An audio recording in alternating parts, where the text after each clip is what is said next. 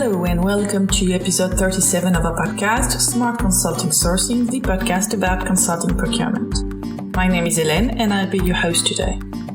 Each week I'll give you the keys to better use, manage and source consulting services. This week I'll discuss how can clients benefit from providing and receiving feedback from consultants not selected on a project. Last week I explained how to boost the ROI of your consulting spend. We saw that boosting the ROI starts with a scan of your consulting spend on 3 dimensions. How you spend and on what, how you make your decisions, and how well your providers perform. Once you have this information, you can have all the cards to create more value. But here's another way to create more value for your company, is to create dynamic and healthy relationship between clients and consultants, because it benefits the industry and everyone who's part of it. Once you have selected your preferred consulting provider for a project and sign your agreement, it's simply ethical to inform the other consultants about the reasons behind your choice. So why do you gate by providing this feedback to the consultant that were not selected on the project?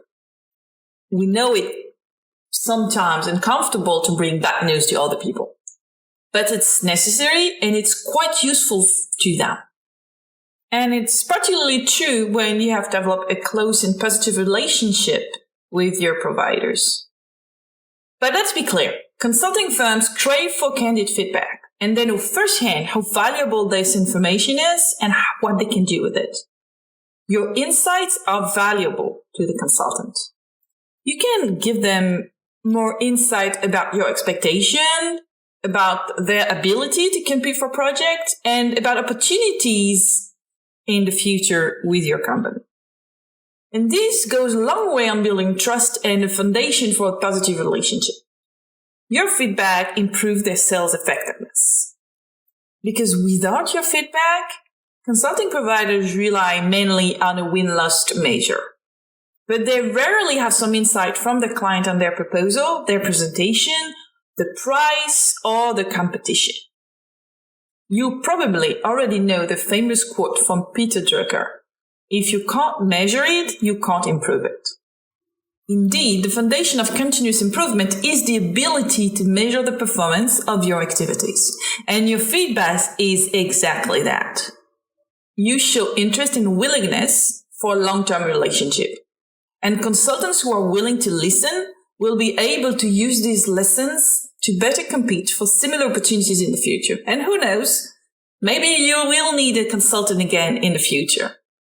And if you are willing to develop long-term relationship with the consulting providers, that means that you will directly benefit from their improvement, higher quality, better prices, and more transparent relationship.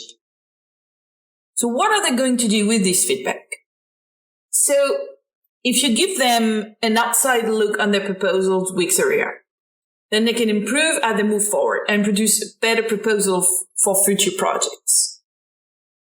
Your feedback can also be an opportunity to learn more about your perspectives, your needs, and your expectation, and be able to cater to those better when the next opportunity comes around. And it can also be a motivation boost to win new projects. It's often a natural and logical response when they don't win, to be willing to do much better afterward. Defeat can have a tremendous positive effect. Now let's see how to communicate your points to the rejected consultants.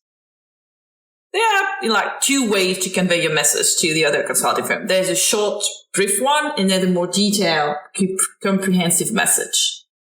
So you can do that in a brief email, phone call, meeting, Skype, and decide how much information you want to include.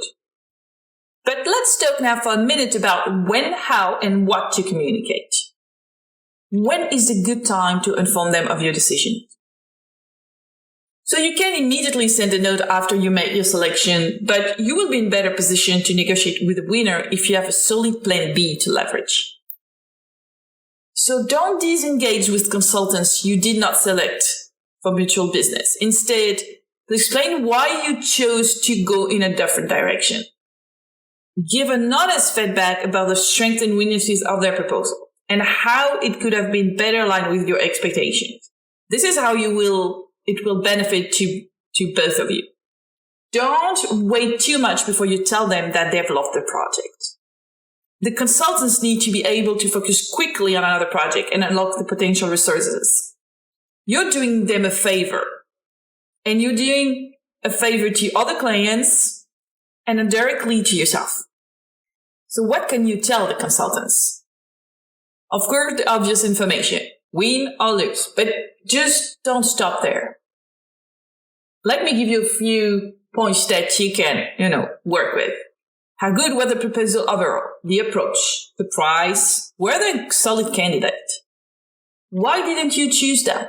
What in their proposal was not right? What was better in the other proposals? What could they have done better with their proposal, during the pitch, or in their relationship with you? So you see that providing feedback can really help to build strong long-term relationship with your providers, but it also helps you to improve supplier competitiveness and ultimately increase the potential for positive outcomes. But more importantly, it will help you toward better project implementation. And also asking for feedback will position you as being committed to good practices, openness, and transparency. Well, that's it for today. Next time, I'll explain how to better manage consulting projects to capture more value. In the meantime, if you have any questions or want to learn more about what we do at Consulting Quest, just send me an email at hélène.laffitte with 2 F and 2 T's at consultingquest.com. You can also have a look at our website, smartconsultingsourcing.com, to know more about our book and download free templates and guides to improve your consulting sourcing. Bye and see you next week. Au revoir.